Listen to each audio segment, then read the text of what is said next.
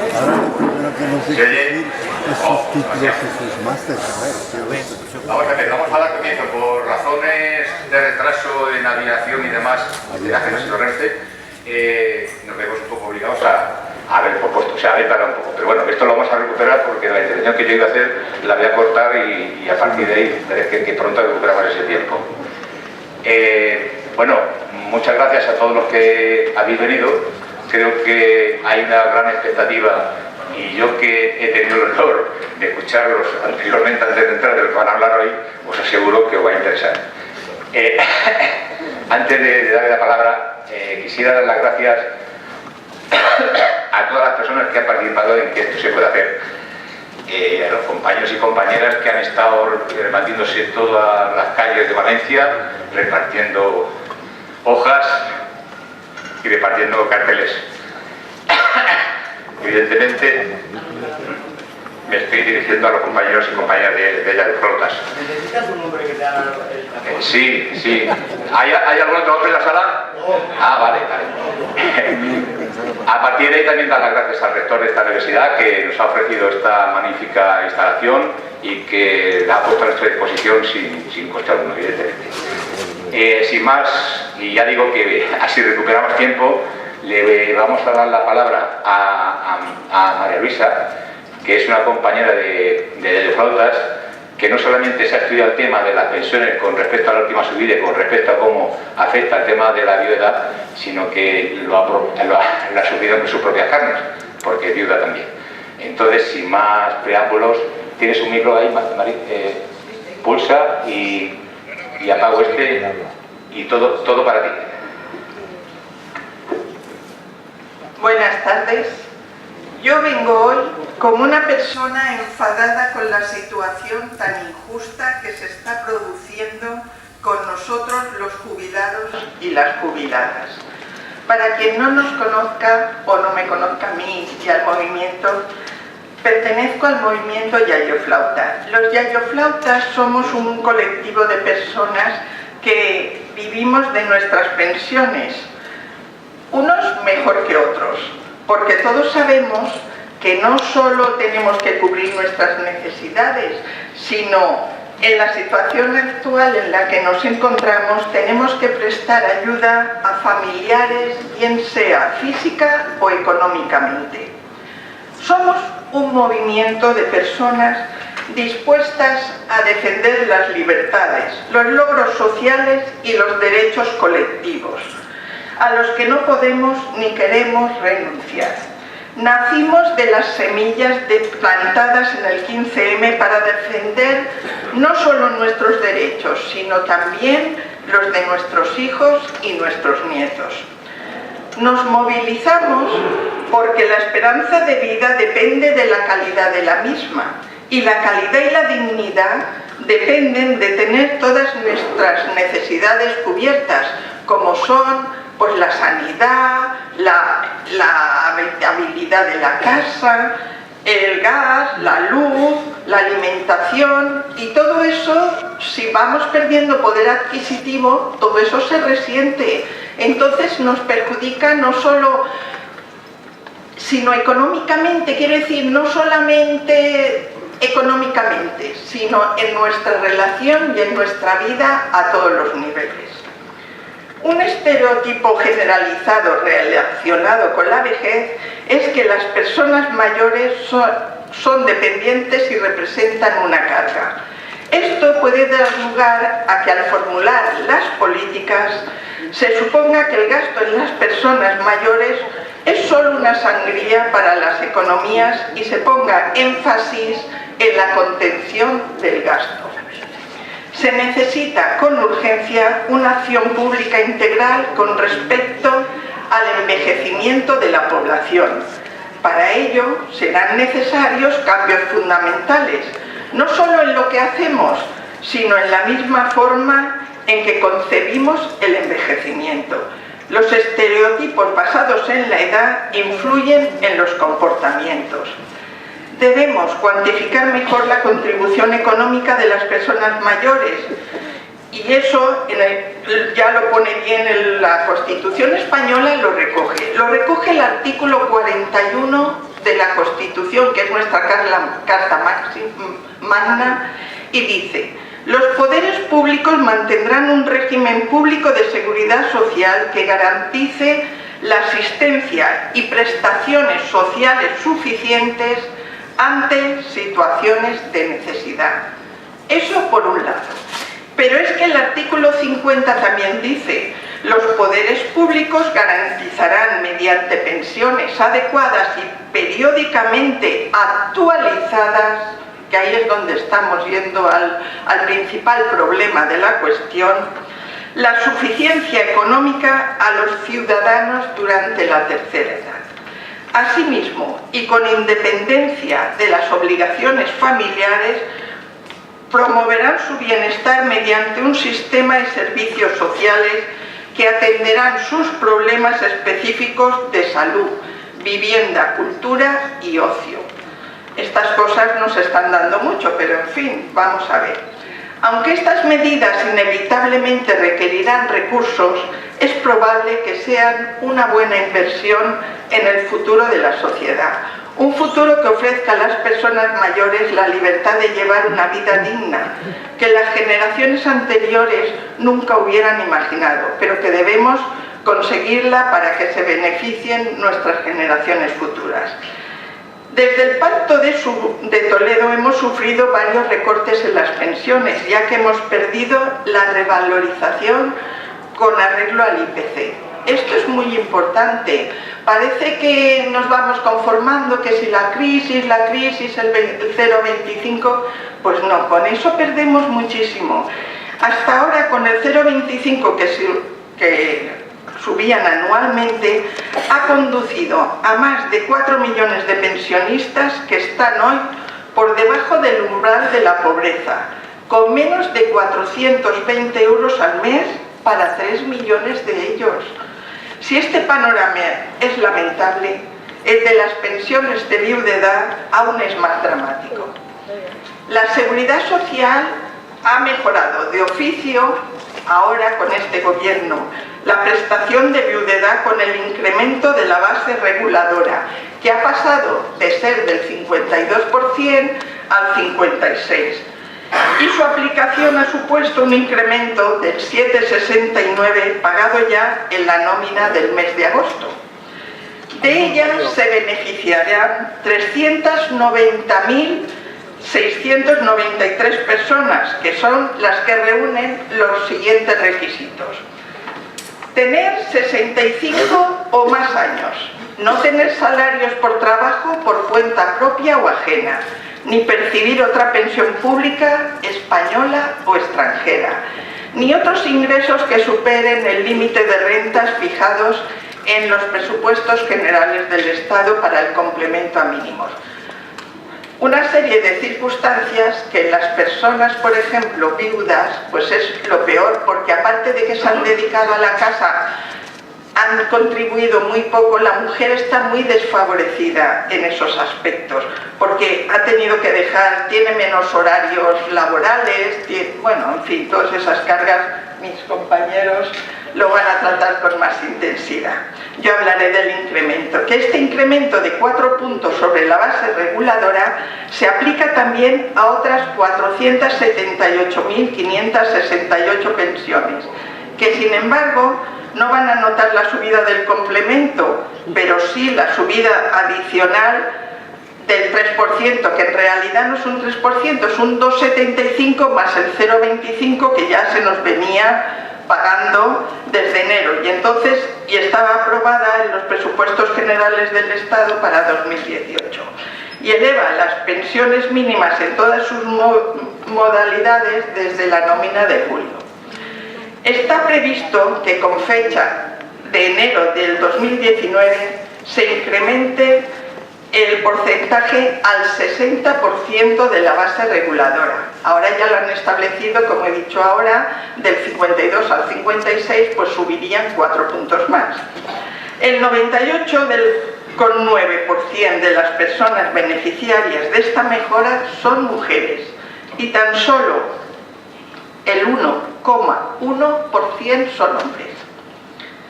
Las viudas, daros cuenta de lo triste que es, porque las viudas entre 86 y 90 años representan el 25,9% y las mayores de 90 años el 21,6%. Tenemos una población muy envejecida y que está cobrando salarios de miseria. Y este complemento a mínimos, el grupo entre 81 y 85 años representa el 16,55% del conjunto de las pensiones de viudedad. Este complemento a mínimos se aplicará mientras el beneficiario reúna los requisitos que hemos dicho antes, en mayores de 65 años, no tener eso. Aquellas personas titulares de pensión de viudedad a las que de oficio no se les haya aplicado la mejora y reúnan todos esos requisitos que hemos dicho, pueden ir a pedirlo al CAIS, que es la Caja de la Seguridad Social, y allí se lo pueden tramitar. Y también se puede descargar telemáticamente en la web. Yo veo que esto no podemos consentir que haya tanta injusticia y tanta desigualdad, porque las personas mayores creo que se merecen, después de toda una vida de trabajo y después de haber hecho lo posible y lo imposible por salir de aquella crisis que teníamos, no ya hablo de esta última, sino después de una España destrozada, se han esforzado al máximo y ahora se nos paga así. Eso no puede ser. Y la pensión de viudedad, como no es contributiva, pues entonces aún tiene más problemas. Debería de estar todo en los presupuestos generales del Estado y que eso pues sea lo que nos merecemos y lo que hay que llevar adelante. Pues ahora paso a mis compañeros.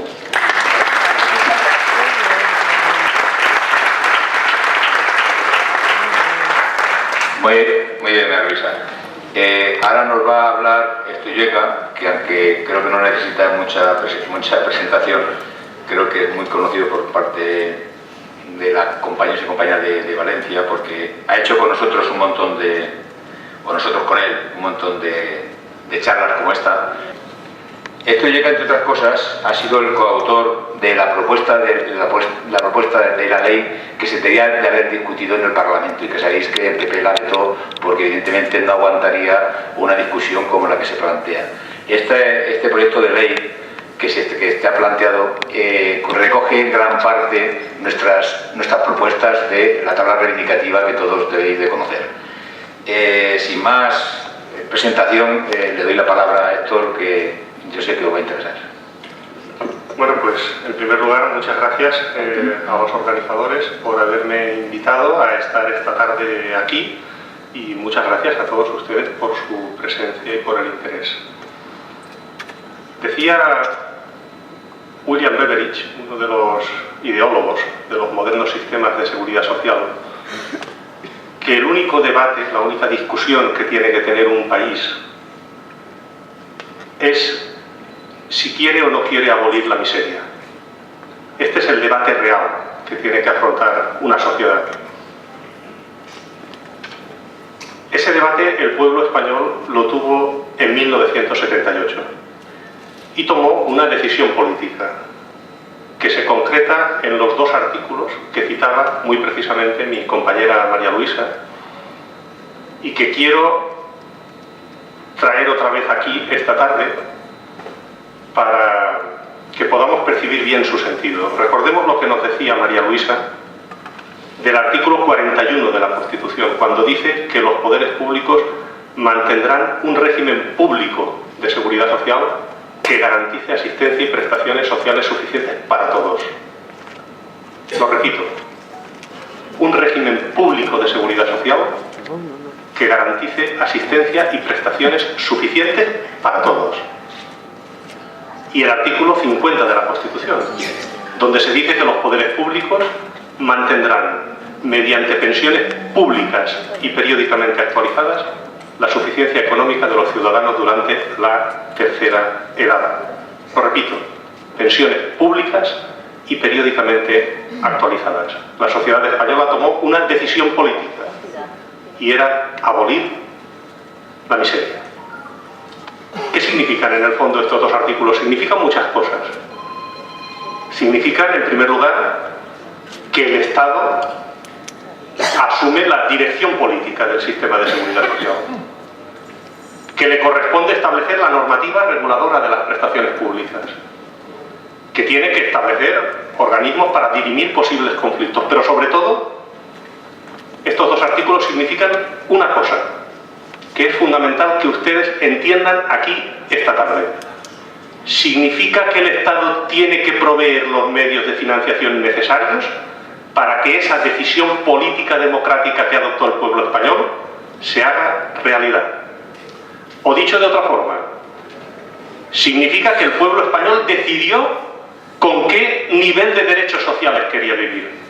Decidió qué régimen de seguridad social quería para todos los ciudadanos y decidió qué tipo de pensiones y con qué actualizaciones tenían que vivir los ciudadanos durante la tercera edad.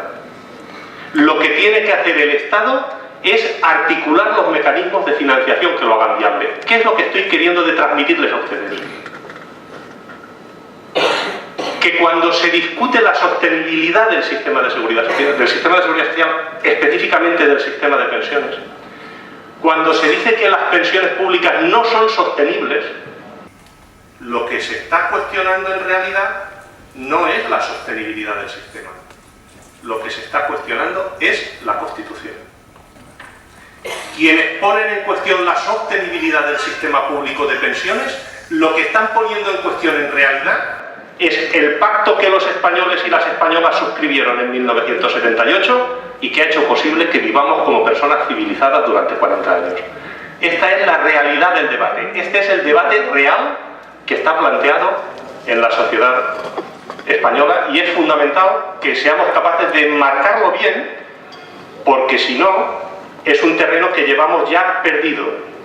La sociedad española tomó una decisión política. Lo que tienen que hacer los políticos, lo que tiene que hacer el Estado, es hacer viable esa decisión política. Y si esa decisión política se pone en cuestión, entonces lo que se está poniendo en cuestión es el conjunto de decisiones que han hecho posible la convivencia en España. Soy de la opinión de que el movimiento pensionista ha sido capaz, a lo largo de estos meses, de enfocar el debate de las pensiones con muchísima precisión. En el sentido de que ha sido capaz de inscribir el debate de las pensiones en el marco de la política general del país. Ha sido capaz de insertar la problemática de los pensionistas en el debate político general que se está viviendo y se va a vivir en España. En varios sentidos. Ha sido capaz, en primer lugar, de conectar la problemática de las pensiones con la problemática general del mercado de trabajo. Ha sido capaz, ustedes han sido capaces de conectar la problemática de las pensiones con la problemática de la discriminación por razón de género que se vive en nuestra sociedad, de la discriminación que padecen las mujeres. Ustedes han sido capaces de conectar la problemática específica de las pensiones con la problemática general de la gigantesca fractura generacional que se está viviendo en España. En primer lugar,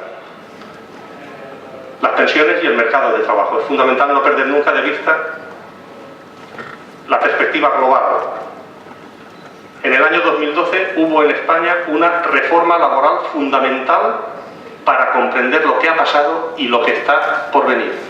Una reforma que tenía un objetivo calculado, que era provocar en España una violenta devaluación salarial, bajarle el sueldo a los trabajadores a través de varios mecanismos. Lo que hacía la reforma laboral, si recuerdan ustedes, era, por una parte, abarataba el despido y por otra, desarticulaba la negociación colectiva. Los convenios de empresa, que ahora tienen prioridad aplicativa sobre los convenios de sector. Históricamente el salario se fijaba por patronales y sindicatos en el sector de la madera, en el sector de la química, en el sector de la construcción. Hoy no. Hoy el salario lo fija el empresario, en una negociación individual que al final es el empresario. por la vía de lo que se llama en el argot los descuelgues, por la vía de facilitar las regulaciones de empleo. Y se abarataba el despido para dejar en manos de las empresas una herramienta disciplinaria que hiciera posible la devaluación salarial. El resultado no solo ha sido que los salarios han caído en picado, donde quería llegar es que eso ha tenido un impacto tremendo en la seguridad social. Ha provocado una reducción virulenta en los ingresos del sistema hasta el punto de que hoy asistimos a una paradoja, o hemos asistido. Ahora en los 2 últimos meses ya no, ni siquiera, pero hasta hace poco tiempo en España había una paradoja, y es que crecía la afiliación a la seguridad social, pero los ingresos del sistema bajaban. ¿Cómo es posible? Dirán ustedes. Porque los contratos eran tan basura, los sueldos son tan bajos, que sí, había más afiliados a la seguridad social, pero los ingresos seguían cayendo. Ustedes han sido capaces de conectar la problemática general del mercado de trabajo con la problemática de las pensiones y sobre todo de situar en el debate una idea que es fundamental. No es posible mantener las pensiones públicas con el salario que se está pagando a los trabajadores y específicamente con lo que están cobrando los trabajadores más jóvenes. No es posible. Pueden ustedes invitar a todos los expertos que quieran, organizar todas las mesas redondas que quieran, pero esto es una verdad inapelable. Con los salarios de mierda que están cobrando los trabajadores no es posible mantener el sistema de pensiones tal y como lo hemos conocido. Ustedes han sido capaces de poner en perspectiva las pensiones públicas con la problemática de género. Yo no sé si saben ustedes que en España las pensiones públicas son un 37% inferiores las que perciben las mujeres a las que perciben los hombres. ¿Ustedes creen que es aceptable vivir en una sociedad así?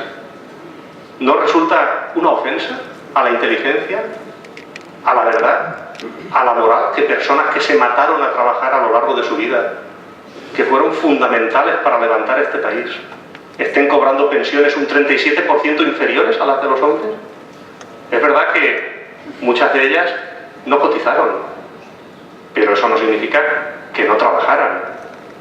Bueno, pues ustedes han sido capaces de darle a esto una perspectiva general, vinculando la problemática de las pensiones con las tremendas desigualdades entre hombres y mujeres que hay en la sociedad española.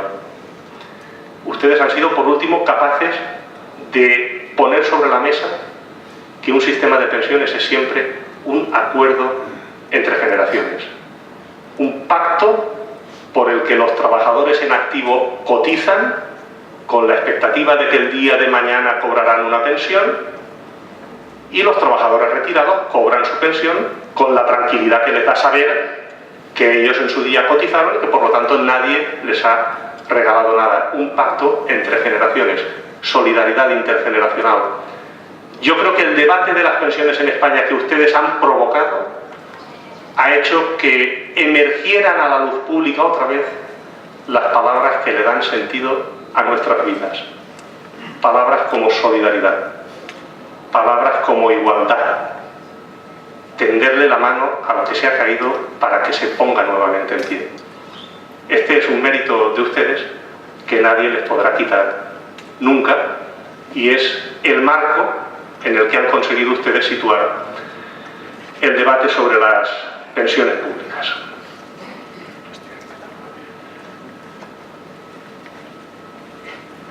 Creo que no descubro nada si después de lo que llevo dicho añado que el debate de las pensiones públicas no es una lucha puramente económica, no es una lucha por el 0,25. Ustedes han conseguido que el debate sobre las pensiones públicas sea una lucha política. Una lucha en la que se reivindica mejorar el bienestar de personas que están cobrando 400 euros al mes. Es una lucha contra la pobreza. Es una lucha por la dignidad. No es una lucha meramente económica. Un debate donde se denuncia que las pensiones que cobran las mujeres sean un 37% inferiores a las de los hombres, no es una lucha puramente económica. Es una lucha política que apunta al corazón de las contradicciones que vive nuestra sociedad. Es una lucha por la igualdad. Una lucha contra las reformas que se hicieron siguiendo los dictados de las políticas de austeridad europeas y que fueron aplicadas de forma implacable por el PSOE y por el PP, no es una lucha puramente económica. Es una lucha por la democracia. Es una lucha por la libertad y por la independencia del país. Ustedes han conseguido que el debate sobre las pensiones vaya más allá del 0,25. Para eso ya hay algunos que se ocupan de decir que lo único que se discute es del 0,25. No. El problema de las pensiones es un problema general y que afecta al bienestar global de nuestro país, de nuestra población, de los jóvenes, de los no tan jóvenes y de los viejos. Y este es el debate real que tiene que afrontar la sociedad. Tampoco descubro nada si digo, y voy terminando, que el movimiento pensionista tuvo alguna importancia en la caída del gobierno de Rajoy. ¿No? ¿Alguna importancia tuvieron las movilizaciones de los pensionistas? Yo creo que no me invento nada si digo que junto a las movilizaciones de las mujeres fue el elemento decisivo que desencadenó la caída del gobierno del Partido Popular. Ustedes demostraron que era posible cambiar al gobierno con sus movilizaciones y con su capacidad de extender este debate al conjunto de la sociedad. Ustedes eso ya lo demostraron. Lo que tienen que demostrar ahora es que no solo hay que cambiar al gobierno, hay que cambiar las políticas, las del PP y las del PSOE. Ustedes ahora, pase lo que pase, tienen que seguir luchando más que nunca, para cambiar las políticas del PP y del PSOE. Lo repito, del PP y del PSOE. Eso es lo que tienen ustedes por delante, porque lo que se juega en las pensiones públicas no es el 0,25, es el bienestar general, el pilar central del bienestar de nuestro pueblo. Termino ya. Creo que esa lucha tienen que mantenerla ustedes, en primer lugar por ustedes, en segundo lugar por nosotros, por nosotras, pero sobre todo por los que vienen detrás de nosotros. Muchas gracias.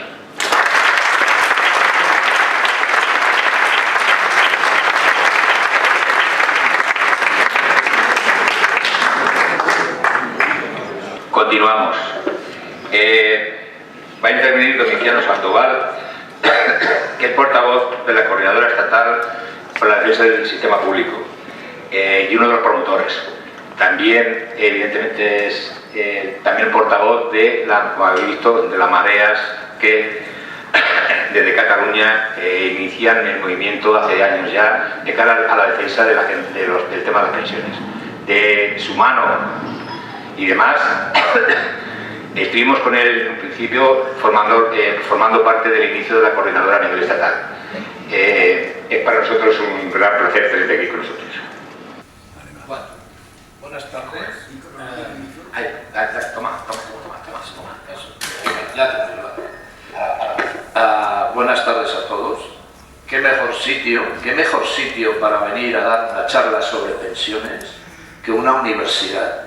Porque, compañeras y compañeras, el problema de las pensiones no es de los pensionistas. Sí que es nuestro porque nos afecta en parte, pero el problema de las pensiones, si no somos capaces de ponerle freno, es un problema de las generaciones futuras. Por lo tanto, chapó por elegir el sitio, una universidad donde poder hablar libremente de esto, algo a lo que todos tenemos que poner solución. Yo fui un día a hacer la presentación de la marea pensionista a una población que está cerca de Barcelona, que se llama Tarrasa, una población bastante grande, y estaba la defensora del ciudadano del Ayuntamiento de Tarrasa.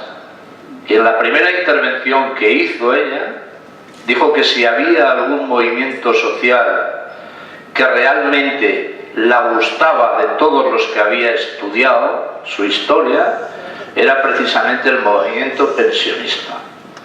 Y era precisamente porque lo que nosotros reclamamos no solo es por nuestras pensiones, reclamamos principalmente por las pensiones de nuestros hijos y de nuestros nietos, de las generaciones futuras. Y por eso exigimos una y otra vez tres cosas. Una reforma integral del sistema. Una reforma integral del sistema. Queremos luz y taquígrafos y un debate social sobre la gran mentira que nos han estado contando. Y evidentemente queremos representación en la mesa que se constituya para llevar a cabo esa reforma integral del sistema. Dicho esto, yo creo que a mí me corresponde hacer más una intervención social que no didáctica. Podría seguramente hacer una intervención didáctica de las soluciones que nosotros vemos al sistema, que el poder político y económico se empeña en decir que es un problema de gasto, que es un problema de demografía y de gasto del sistema. Y eso es una mentira tan grande que nos han estado contando. El sistema no tiene un problema de gastos, tiene un problema de ingresos. Y los ingresos del sistema los tiene que solucionar la sociedad porque tiene un problema. Y lo tiene que solucionar sacando el dinero de donde lo haya. No necesariamente de las cotizaciones sociales, porque nos tenemos que mentalizar que caminamos hacia una sociedad donde cada vez será necesario que trabaje menos gente. Por lo tanto, eso es lo primero que tenemos que empezar a pensar. Mirad, yo voy a empezar con un poco de historia, porque a veces es importante conocer la historia y saber cómo empezó esto. Dentro de un mes más o menos hará 2 años que yo estuve en Valencia otra vez, que me invitaron los yayoflautas a hablar en los inicios de los 2 años más fulgurantes que ha tenido el movimiento. Concretamente estuve aquí el 22 de octubre del 2016. Estos han sido los 2 años claves del movimiento pensionista en España. Recuerdo muchas cosas, desde el principio. Nosotros empezamos en el año 2013. Recuerdo cómo empezamos poniendo demandas a los jugadores de lo social en Barcelona. 10.000 demandas, 10.000. No 200, 10.000 demandas. Acompañando a los pensionistas al Instituto Nacional de la Seguridad Social y a los juzgados con todos los trámites que eso requería. Una de estas demandas está pendiente de sentencia del Tribunal de Derechos Humanos de Estrasburgo y esperamos que sea una demanda positiva y que dé un espaldarazo al movimiento de pensionistas. Recuerdo perfectamente cómo nació la Coordinadora Estatal de Defensa del Sistema Público de Pensiones en los jardines del Paseo del Prado de Madrid, porque no teníamos una sala para podernos reunir. Allí se gestó la coordinadora que como decía Héctor, ha tenido algo que ver en la caída del gobierno del Partido Popular. Seguramente no podréis imaginar lo que cuesta de trabajo, de pérdida de vida familiar, etcétera, etcétera, el sostenimiento de un movimiento de esto. Pero hay 2 personas que yo querría mencionar. Hay una persona en Galicia que se llama Victoria, que es la portavoz de la coordinadora, y hay una persona en Sevilla que se llama Manolo, que yo creo que deberíamos de hacerles un monumento por el trabajo que están desarrollando a lo largo y ancho de todo el Estado para conseguir esas manifestaciones o concentraciones multitudinarias que se han llegado a celebrar en 270 poblaciones al mes. Pensar que este movimiento lo hemos construido entre todos, vosotros sois la esencia del movimiento, pero lo hemos construido sin medios, ni económicos, ni logísticos. en un momento en que la informática y las redes sociales nos han pillado con el paso cambiado. Todos tenemos unos cuantos años ya y todo eso que hoy en día se mueve y se mueve tan rápidamente se nos escapa, ¿vale? Pero todo y así lo hemos creado. Lo hemos creado y está potente. Lo hemos creado a pesar de los achaques que tenemos, de los problemas de movilidad, de los nietos, de llevarlos a la escuela, de ir a buscarlos a la escuela. A pesar de todo eso, hemos creado un movimiento que yo creo que tarde o temprano servirá para enseñar en las universidades de este país. ¿Qué hemos conseguido? Yo estoy muy orgulloso de lo que se ha conseguido, porque en principio hemos conseguido cambiar la política social. No mucho, pero hemos conseguido que cambiara, Hemos conseguido del no hay dinero, no se puede sostener el sistema, que apareciera el dinero. Y eso lo consigue la lucha en la calle. Eso no lo consigue ver la televisión ni Telecinco, ¿vale? Claro, hemos conseguido que cambie el discurso. Yo agradezco a Yolanda y a Héctor y a Ramón Franquesa y a tantos, a Miguel Arenas, el abogado del colectivo Ronda, y a tantos profesionales que en esto nos han apoyado y han dicho: aquí hay que volcarse. Lo agradezco, porque era importantísimo cambiar el discurso. Había un discurso tan grave, cuando yo vine a Valencia hace 2 años, tan monolítico, de que el sistema se cae, el sistema es sostenible, no podemos sostener las pensiones, que de ese discurso a que aparezca dinero de un día para otro, dices, bueno, lo que se ha conseguido aquí ha sido un cambio total, y evidentemente hemos de seguir en esa situación, ¿Qué hemos conseguido hasta ahora? Hasta ahora hemos conseguido un 1,6 este año, hemos conseguido que subieran las pensiones más bajas de viudedad, etcétera, etcétera, algo que ya estaba contemplado, por cierto. Lo que pasa es que lo han hecho con muchísimo retraso, porque la reforma del 2011 ya lo contemplaba eso, ¿vale? Hemos conseguido la subida de este año, hemos conseguido el compromiso, entre cometas, de que el año que viene vuelvan a subir el índice de precios al consumo, y según dicen, con el pacto PNV-PP se ha conseguido que aplacen hasta el 2023 el factor de sostenibilidad.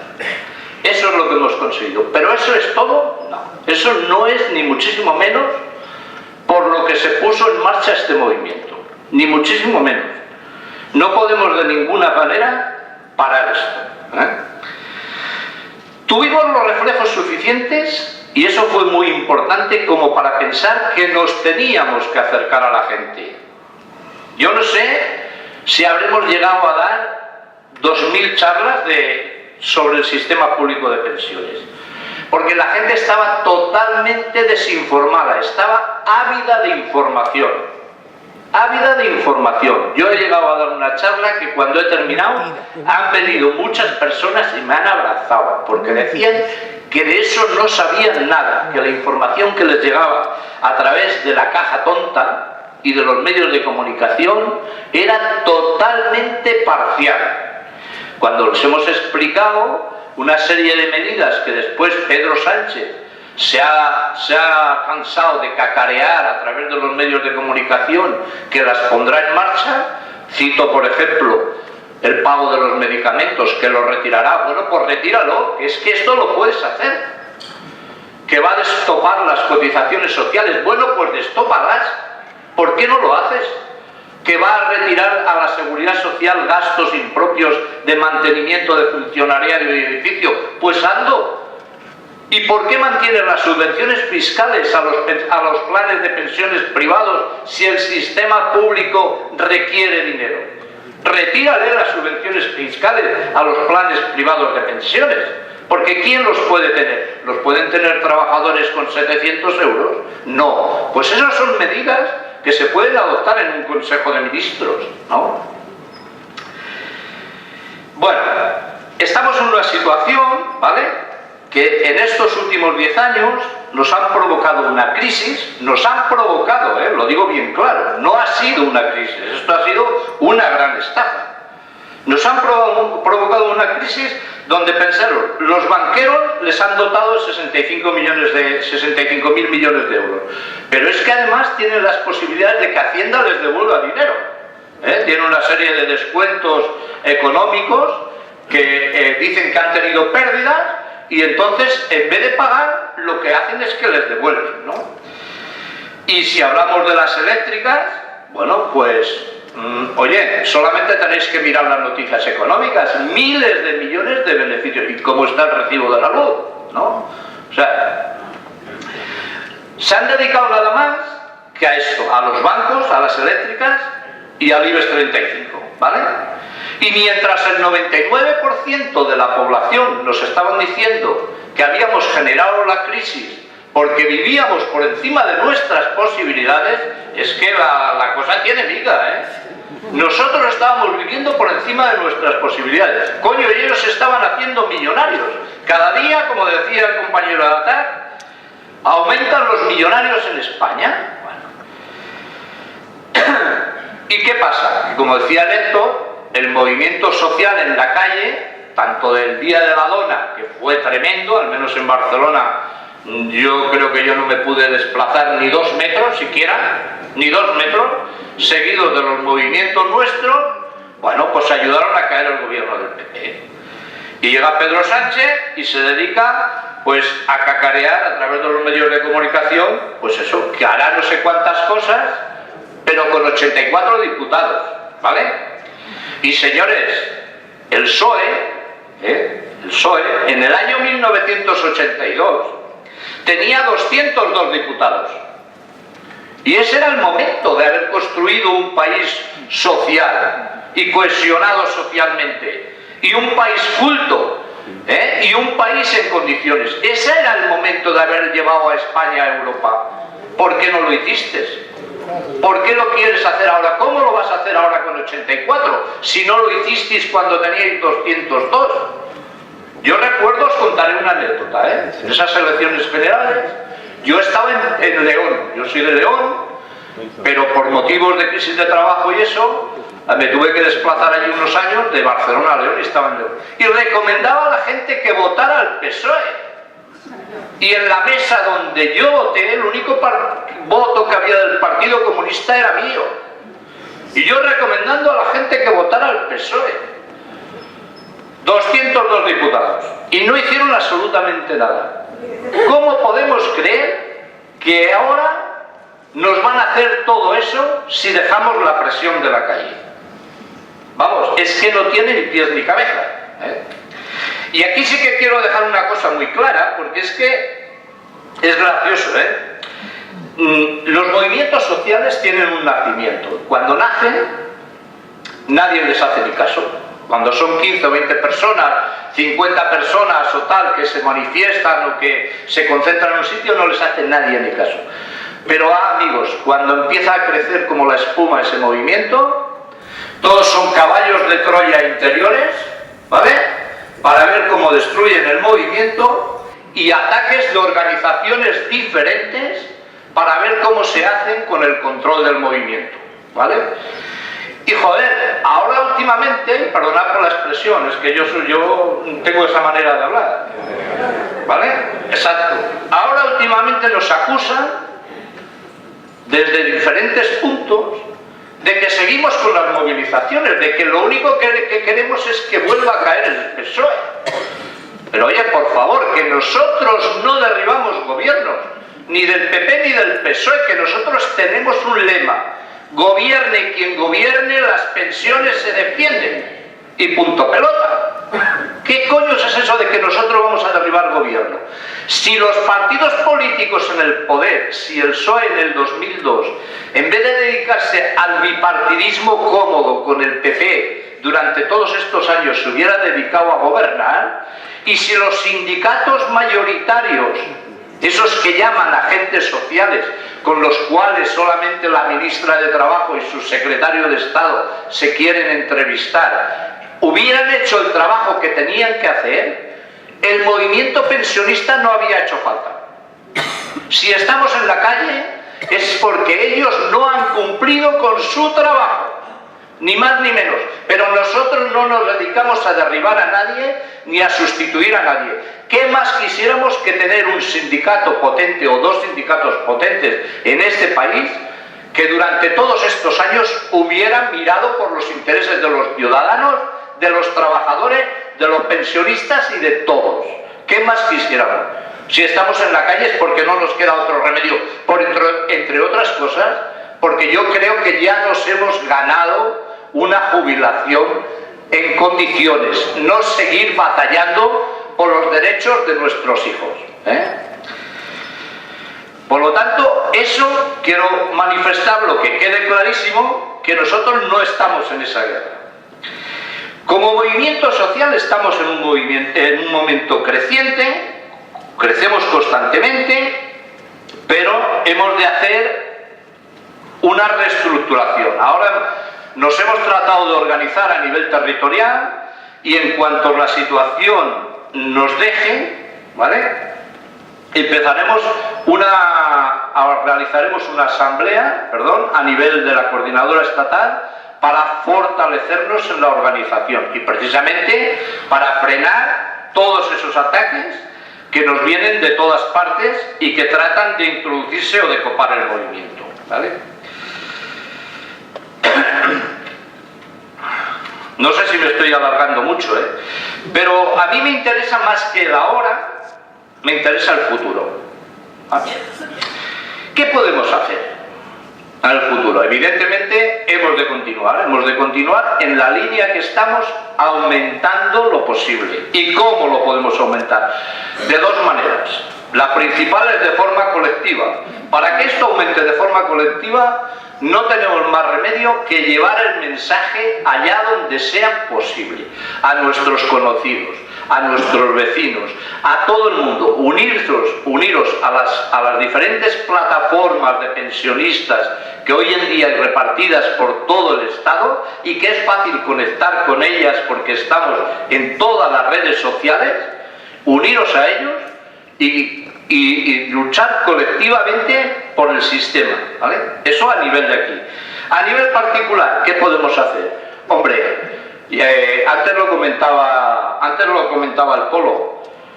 Hay gasolineras donde ya no hay nadie. No paremos en esas gasolineras a llenar gasoil. Hay supermercados donde sustituyen las cajeras. Yo les digo a las cajeras, ¿que no veis que esto es acabar con vuestro trabajo? ¿Quieres decir? Pues claro que lo quiero decir. Ahora hay una moda que yo me he quedado alucinado, que la he visto últimamente, que ves cafeterías que tienen 100 metros cuadrados de cafetería y llegas ahí y te dicen, no, en las mesas no servimos. Pero bueno, ¿pero esto qué coño es? O sea, anteayer pusieron en marcha un autobús en un pueblo al lado de Barcelona, un autobús, que los trenes, los metros y eso ya hace mucho que van sin conductor, un autobús que va sin conductor. Entonces, ¿qué sociedad es la que nos espera? ¿Vale? Si sabemos que vamos a una sociedad donde cada vez trabajará menos gente, coño, que no nos vengan con la milonga de que quieren mantener el sistema público de pensiones de cotizaciones sociales. Si tú robotizas, ponle impuestos a los robots, porque encima robotizan con dinero público, ¿vale? Y compañeras y compañeros, esto está clarísimo, La guerra no solamente es en España, la guerra es en Europa. Esto viene de Europa. O sea, en el País Vasco, y suerte, en el País Vasco ya está el gobierno vasco promocionando los planes de pensiones de empresa. Desde el gobierno vasco. ¿Y eso qué quiere decir? Eso quiere decir que el que tenga un trabajo digno de 1.800 euros o de 2.000, pues a lo mejor puede contribuir al plan de pensiones de empresa con 300. Pero ¿y el trabajador que cobra 700? ¿Con qué contribuirá eso? ¿Con qué? ¿Y el que no tiene trabajo? Eso significa el trasvase de dinero de la Caja de la Seguridad Social a otra cosa que se llamará como se llame. Pero eso no es solidaridad.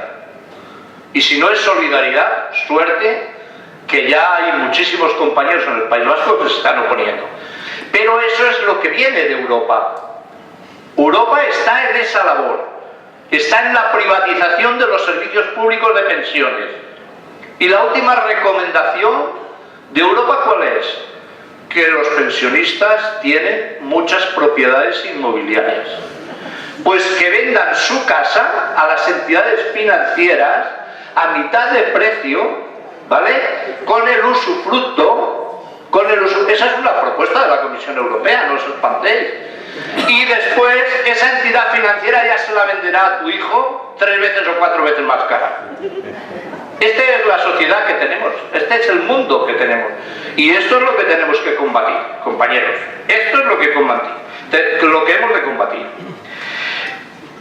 Y aquí es donde tenemos que volcarnos. El día 28-29 tenemos en Santiago de Compostela unas jornadas sobre pensiones donde trataremos de interconectar con los países del sur de Europa. Eso que los que están por encima de nosotros llaman los PICs, ¿vale? Cerdos, despectivamente.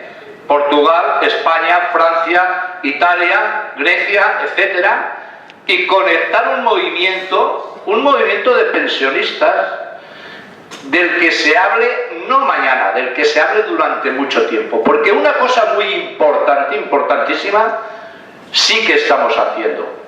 Nos hemos equivocado, yo creo, modestamente nos hemos equivocado en la educación de nuestros hijos, porque les hemos dado tantos caprichos que hoy en día no saben valorar nada. Y eso es una equivocación nuestra. Y la hemos de reconocer. Lo primero mía. Y lo segundo en general. Y eso lo hemos de reconocer, que aquí nos hemos equivocado en ese tema. Pero yo creo que ahora les estamos dando una lección. Una lección no solamente de cómo se conquistan los derechos, sino cómo se defienden los derechos que se tienen. Y si hay que conquistarlos de nuevo también, porque somos las generaciones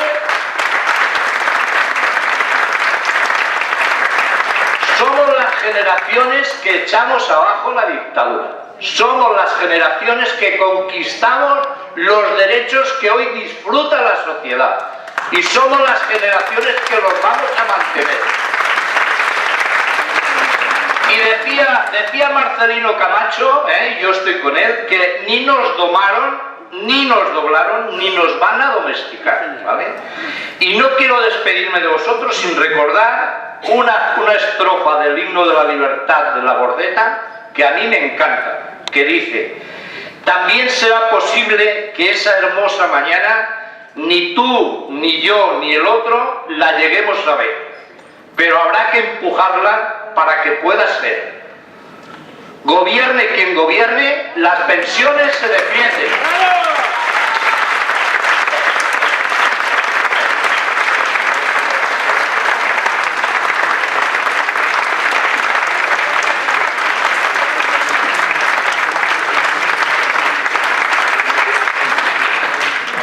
Aprovecho este momento para deciros una cosa, antes de que hable Yolanda. En la puerta podéis encontrar un montón de hojas, porque es imprescindible que el próximo lunes haya una movilización muy importante.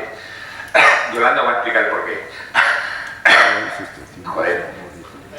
A estos de mi edad, que nos cortaron las anginas de pequeño, es la leche. A partir de ahí, llevaros por favor hojas para repartir en vuestro barrio, a vuestros amigos, a vuestras amistades. Es muy importante que el día 1 sea un éxito la movilización. Tenemos el día 17 y tenemos el día 1 de octubre. A partir de aquí, Yolanda, todo es tuyo. Gracias, es un placer estar hoy en la universidad y es un placer estar con vosotras, que de alguna manera le dais sentido y cuerpo a la lucha que muchas veces en solitario, aunque somos un grupo muy numeroso, 67 seres humanos, el Grupo Confederal de Unidos Podemos, En Común Podem y Marea, pero sí solos nos sentimos, y la verdad que vosotras, con vuestra lucha, con vuestra presencia hoy, no solamente nos dais calor, sino que nos dais las razones necesarias para seguir peleando, insisto, allí casi en solitario. Y es un placer estar en esta mesa con personas como Héctor, que voy a decir de Héctor, o como Domiciano, a quien efectivamente conozco y lo voy poniendo por España adelante como ejemplo de cómo se deben de hacer las cosas en nuestro país para arrancarle al poder económico lo que son nuestros derechos. Antes de empezar, no puedo evitar hacer un agradecimiento público absolutamente merecido a las personas que desde la universidad pública han ayudado a este grupo confederal. Se citaba antes que hemos elaborado dos leyes, una que hace un planteamiento de una reforma integral del sistema público de pensiones y otra más concreta en la que pedimos la revalorización del IPC y la supresión definitiva del factor de sostenibilidad, de la que efectivamente Héctor Illueca fue coautor, pero que coordinó el catedrático que hoy se encuentra con nosotras aquí presente, Juan López Gandía, la catedrática Amparo Ballester. Creo que no están, pero ya que son de la Universidad de Valencia los quiero citar. Quiero darle las gracias a los profesores de Economía, Carlos Ochando, y a la profesora Concha Salvador, y a muchos más profesores y profesoras que de manera absolutamente entregada, gratuita y desde luego con un cariño que nos emociona, hicieron posible estas normas que están a vuestra disposición. Y lo digo estos días más porque ante el bochorno que vivimos en la universidad pública, quiero ponerlos a ellos y a ellas como ejemplo de que es imprescindible tener y defender la universidad pública para personas como yo misma, que soy hija de trabajadores y trabajadoras, a la que nunca podría llegar si no es por gente como ellos. Por tanto, gracias Juan, gracias Amparo y gracias Héctor por este trabajo.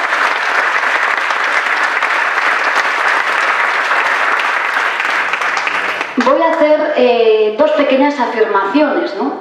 Una de ellas, de la que habló Héctor, es que la lucha de la defensa del sistema público de pensiones hoy es una lucha denodadamente de carácter ideológico, de lucha de poder sin lugar a dudas y una razón democrática de primer orden.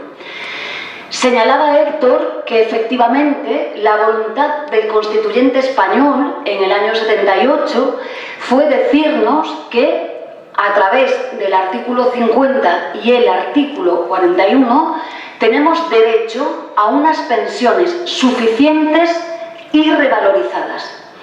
Nos ha dicho esto el constituyente español, pero es cierto que desde el año 85, con aquella huelga general a Felipe González, hasta el día de hoy, el sistema público de pensiones ha sufrido diversas reformas, diríamos mejor, contrarreformas, que han destituido, si me permitís, el sentido que le ha dado la Constitución española a la protección social en materia de pensiones y, sin lugar a dudas, el broche final que ha supuesto la reforma del artículo 135, apartado 3 de la Constitución española, que impide de facto pues, defender unas pensiones dignas de calidad en nuestro país. Por tanto, es una razón democrática que no podemos permitir que nos hurten, que los ciudadanos y las ciudadanas de nuestro país, si quieren romper con el pacto constituyente del 78, nos permitan discutir democráticamente cuál es el nivel de protección social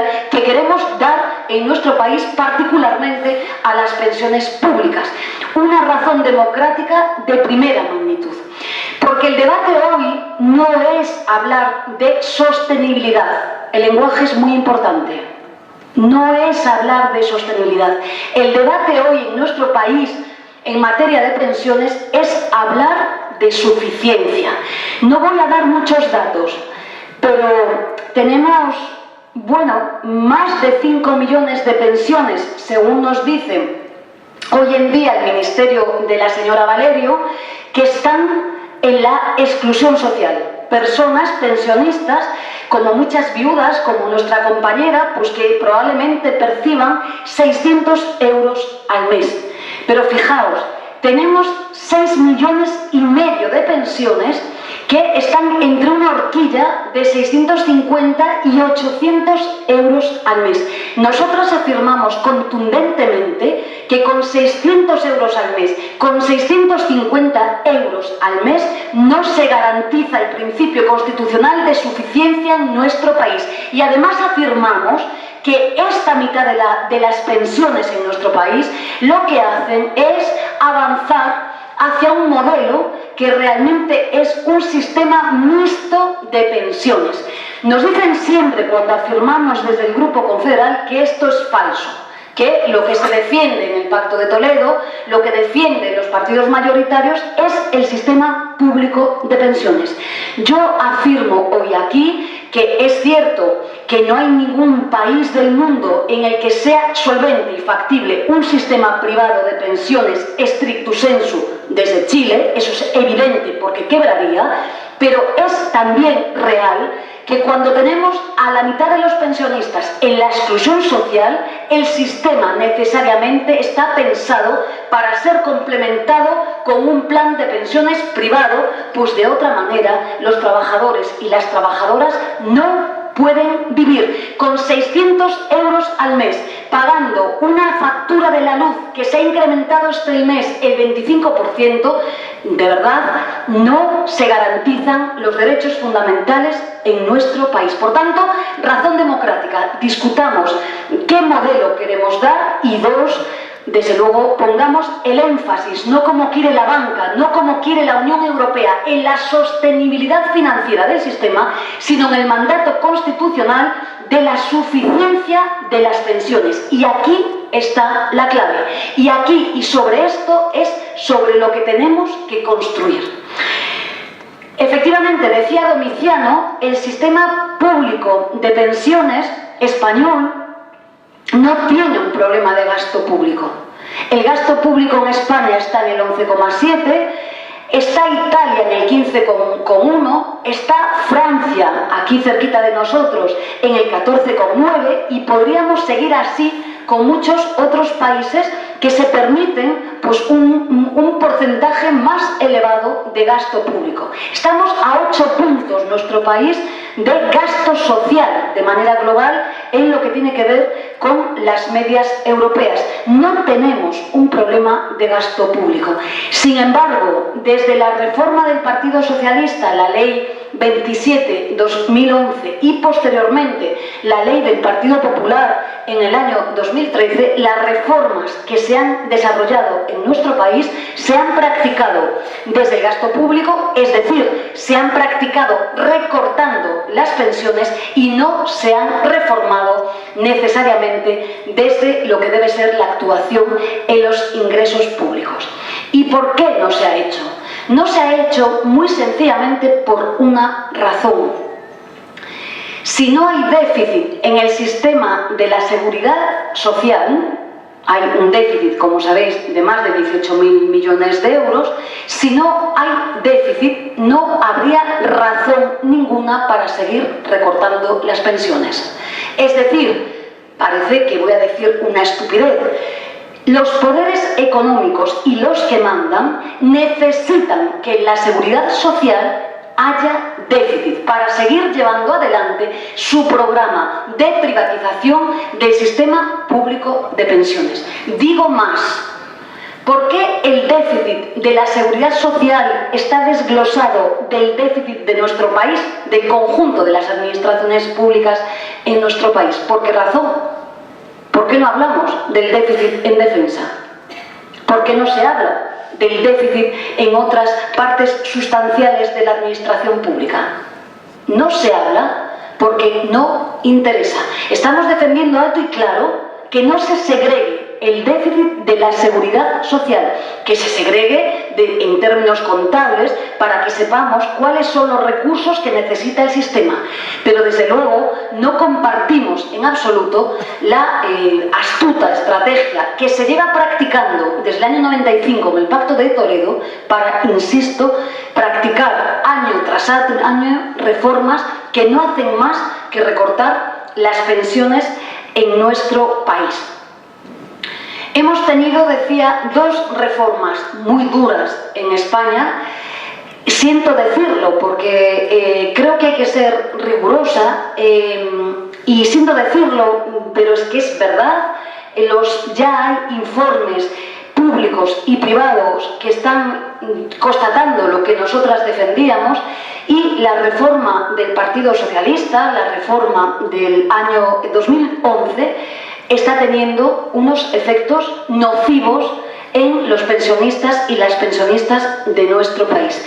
Ha sido una reforma que ha cambiado los elementos paramétricos centrales del sistema y, sin duda, hay profesores como el profesor Zubiri, que indica que la reducción y el recorte alcanza el 20%.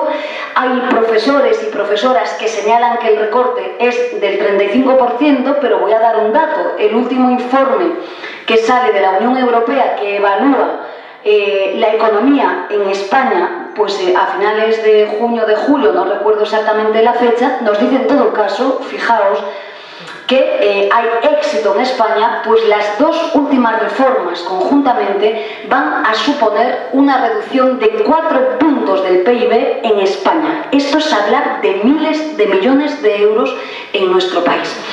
El Partido Socialista lo que ha hecho es, pues como sabéis, alargar la edad de jubilación hasta los 67 años.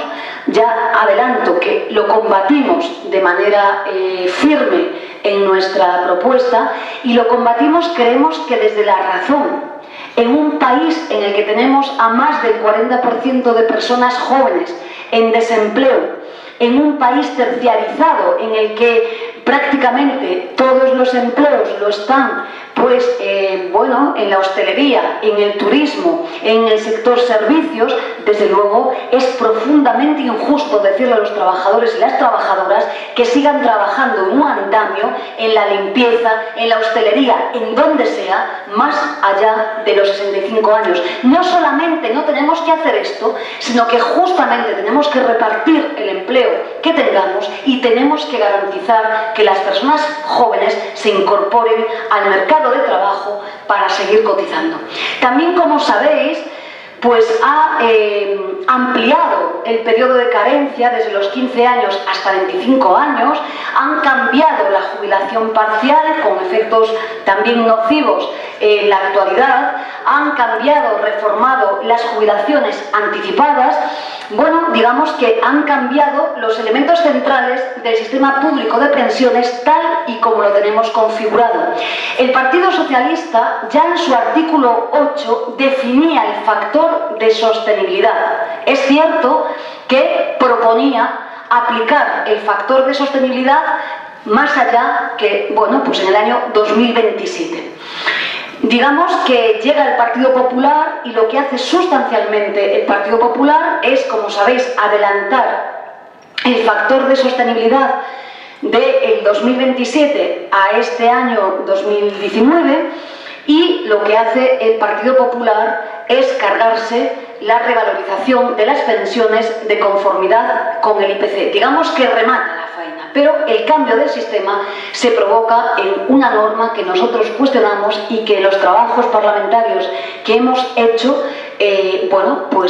hemos completamente trabajado en la línea contraria. Insisto, ya hay muchos informes que están diciendo que los efectos de la reforma del Partido Socialista han provocado una caída global, un recorte global de las pensiones públicas en nuestro país, y que hay un azote fortísimo para las mujeres y fundamentalmente para los jóvenes. Por tanto, digamos que la razón en este caso nos acompaña para, de una vez por todas, actuar de manera global en el sistema público de pensiones.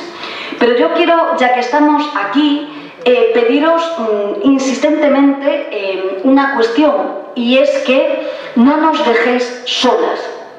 Necesitamos que os sigáis manifestando en las calles.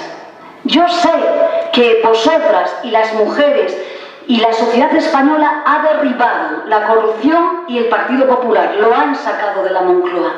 Pero también sé que en tan solo 100 días de gobierno del Partido Socialista, donde hace un mes el Partido Socialista nos decía que se comprometía, por ejemplo, a destopar las bases máximas de cotización, hoy ya no nos dice que esto ya no es posible.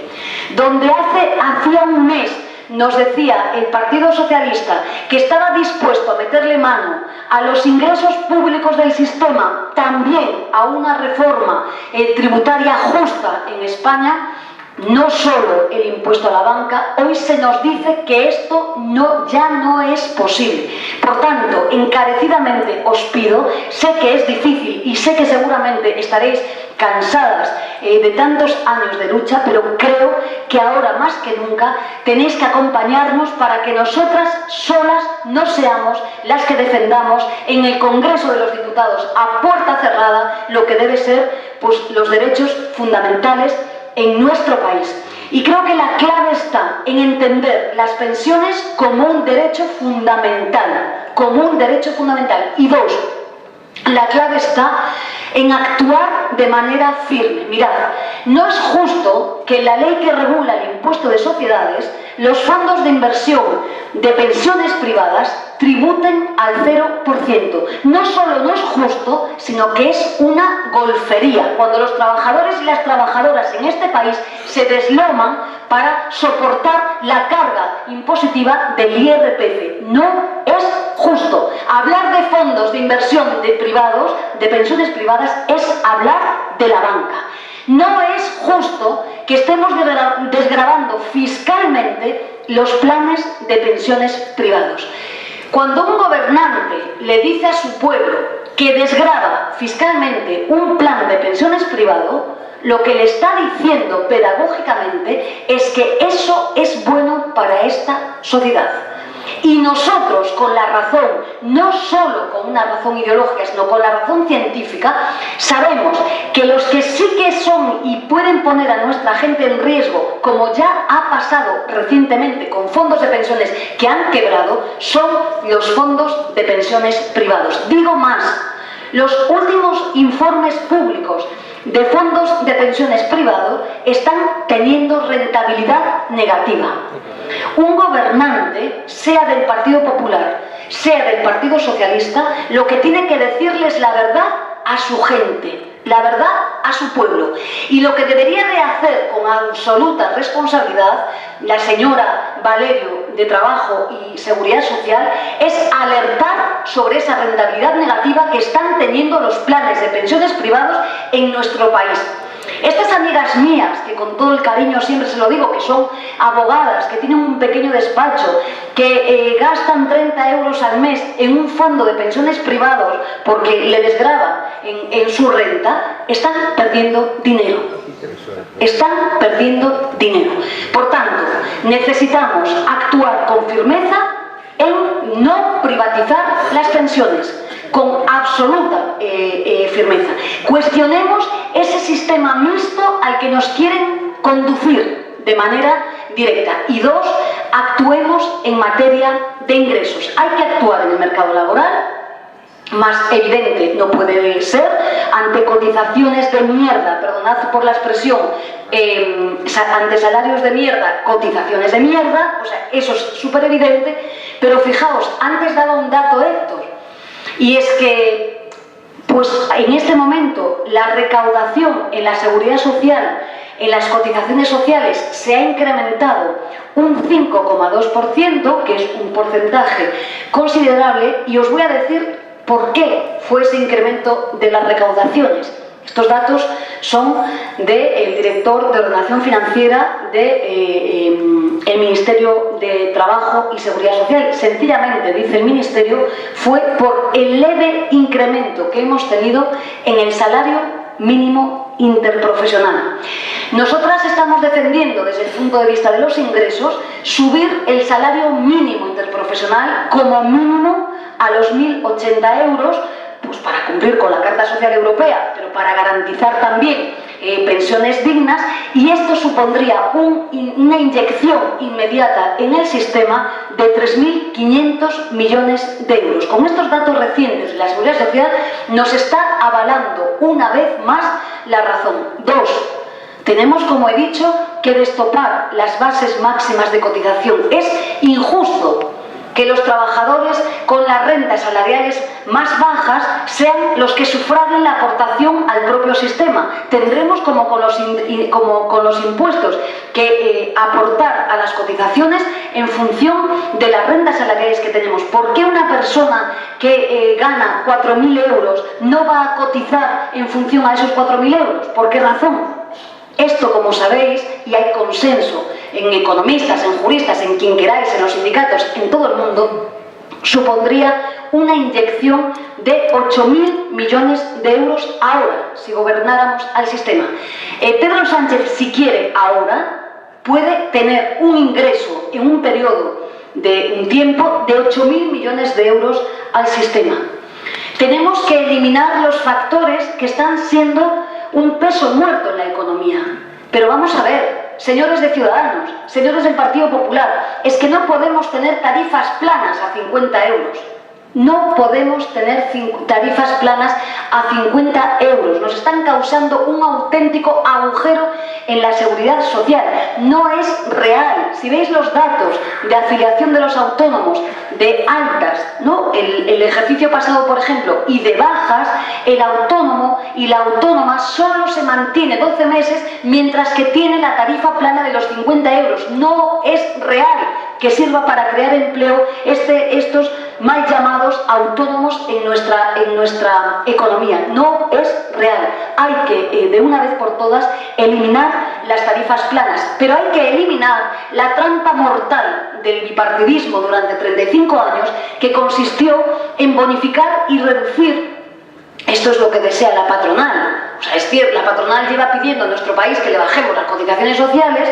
No se lo han hecho los partidos del bipartidismo de manera directa, pero sí de manera indirecta, porque de manera indirecta, por la puerta de atrás, con las bonificaciones y las reducciones contractuales para presuntamente crear empleo, pues se llevan pues entre 2.500 y 3.000 millones de euros que salen de lo público para esas bonificaciones, que no lo decimos nosotras, lo dice el informe del Banco de España, que no es un sujeto, creo que revolucionario, y dice que son auténticos pesos muertos en la economía y que no sirven para crear empleo. Por tanto, si no sirven para crear empleos, señor Pedro Sánchez, quite ya las bonificaciones y las reducciones contractuales. Habrá alguna que podamos estudiar, el caso de la violencia de género o alguna más, pero sin duda el resto, creo que para muestra un botón, no sirven para crear empleo.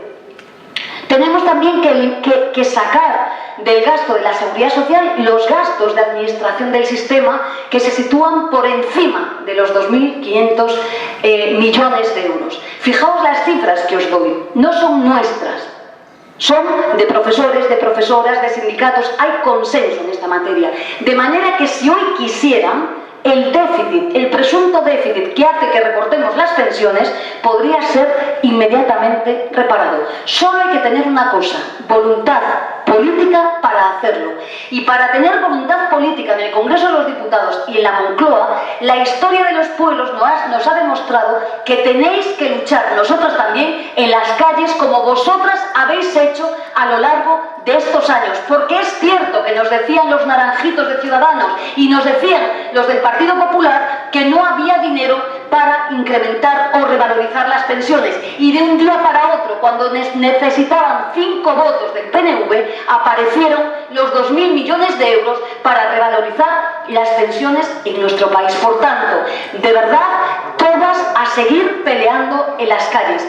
Y dos, hay que cambiar, obviamente, actuar en la materia de la discriminación de las mujeres. Está aquí la profesora Ballester. Cuando hemos trabajado la modificación del artículo 60 del llamado complemento por maternidad, cuando trabajamos en otras leyes la discriminación que sufrimos las mujeres en las relaciones laborales y que terminan finalmente en nuestras pensiones públicas, que efectivamente son del 37%, pero hay otra brecha de la que no se habla, y es que las mujeres no llegan a cotizar los 15 años, no porque no hayan trabajado, sino porque no han cotizado y quedan excluidos del sistema de las que no se habla.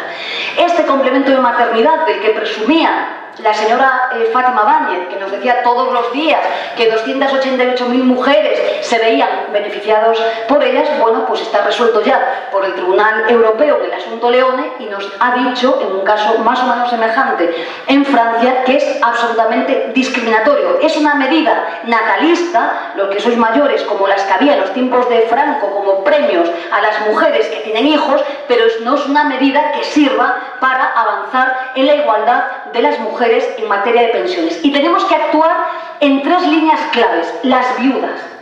Las viudas. Hay un debate peligroso. Creo que sinceramente lo hemos frenado en el Pacto de Toledo. Sabéis que cuando hemos llegado al Pacto de Toledo había una propuesta clara de asistencializar las pensiones de viudedad, es decir, sacarlas, ¿no?, de las cotizaciones y llevarlas además a la gestión de las comunidades autónomas.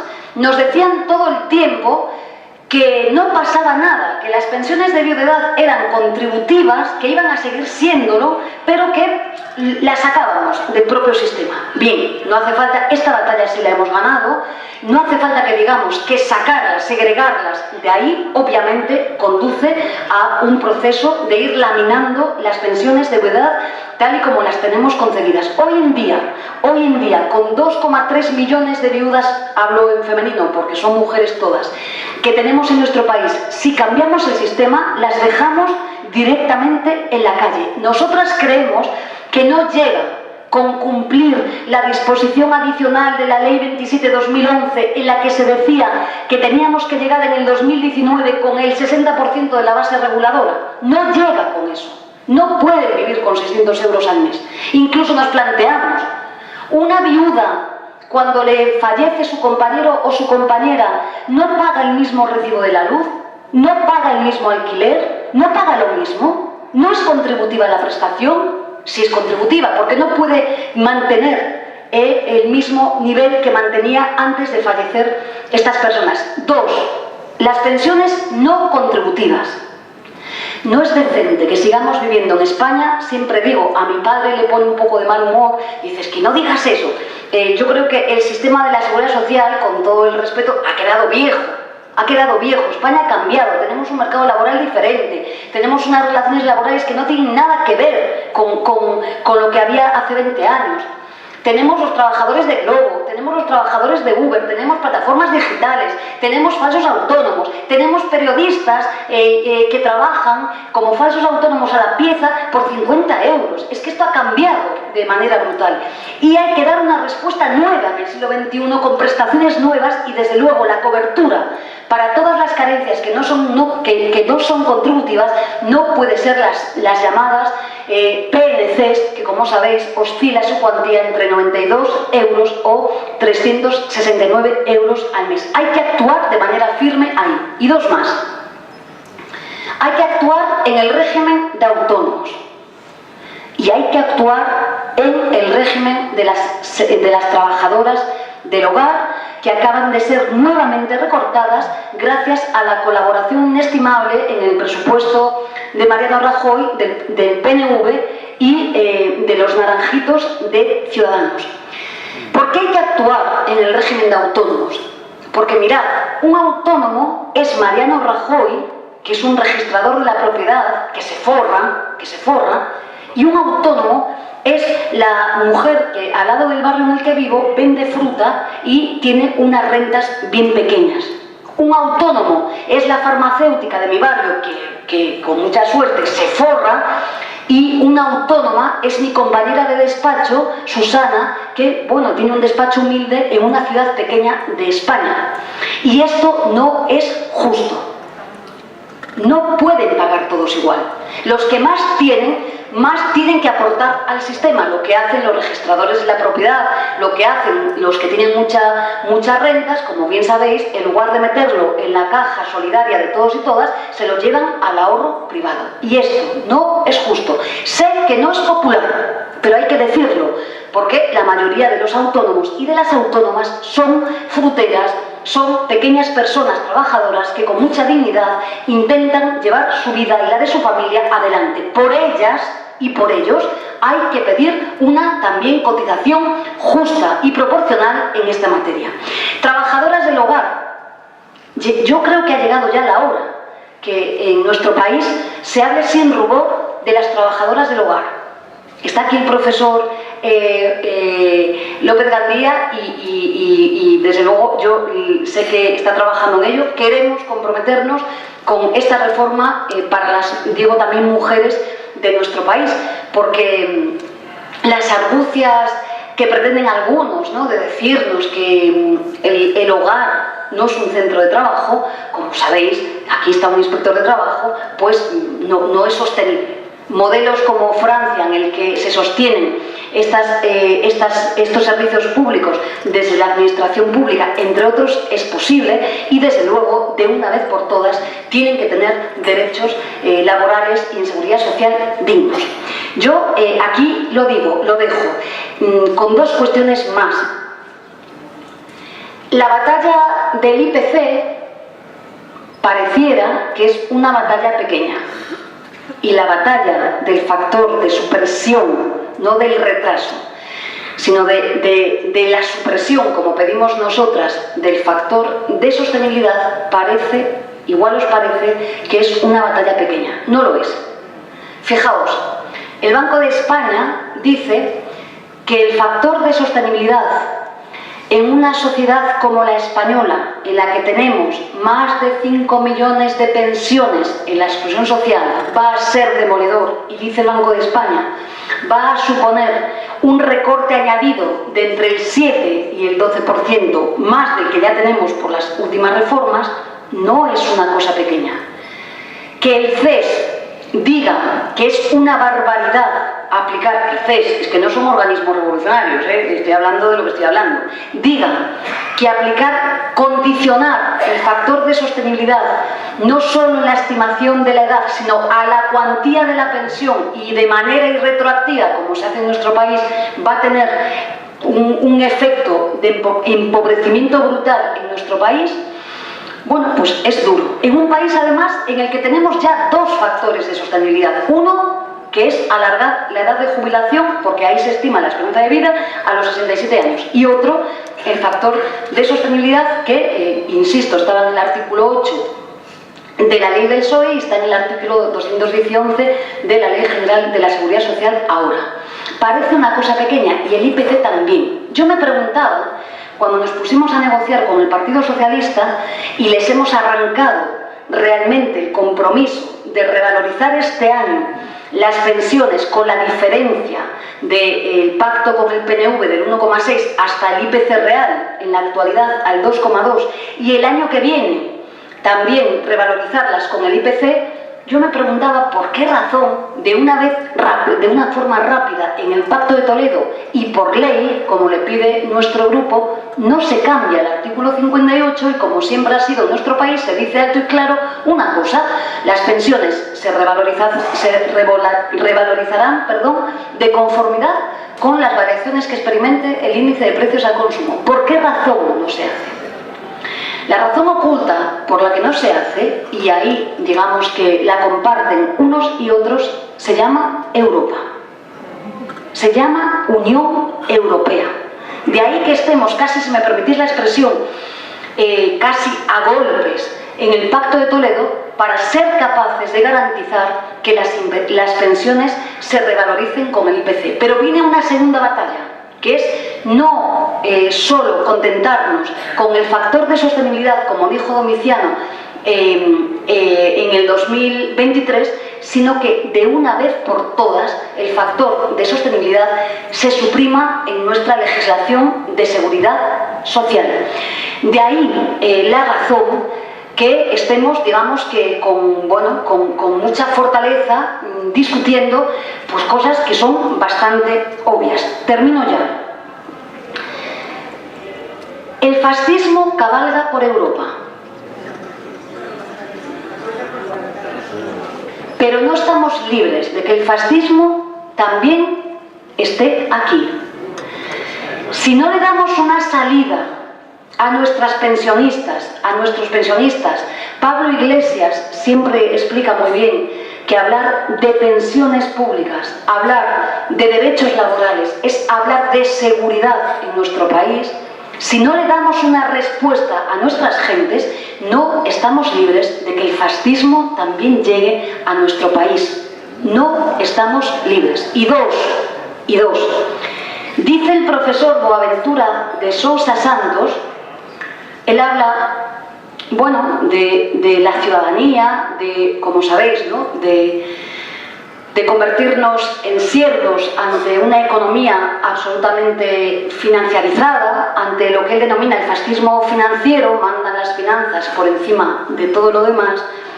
Él dice con una enorme lucidez que la diferencia del hoy en día con los hombres y mujeres, muchos de vosotros aquí hoy, de la generación de mi padre, es que antes acceder a un empleo, a un puesto de trabajo, te garantizaba tener derechos de ciudadanía. Dice Boaventura hoy, esto hoy se ha roto. Este contrato social está roto. Hoy tenemos a 1/3 de la población asalariada que tiene un puesto de trabajo y viven de Cáritas, viven de las ONGs y son pobres. Amigos y amigas, no podemos permitir una sociedad en la que tenemos trabajadores y trabajadoras pobres.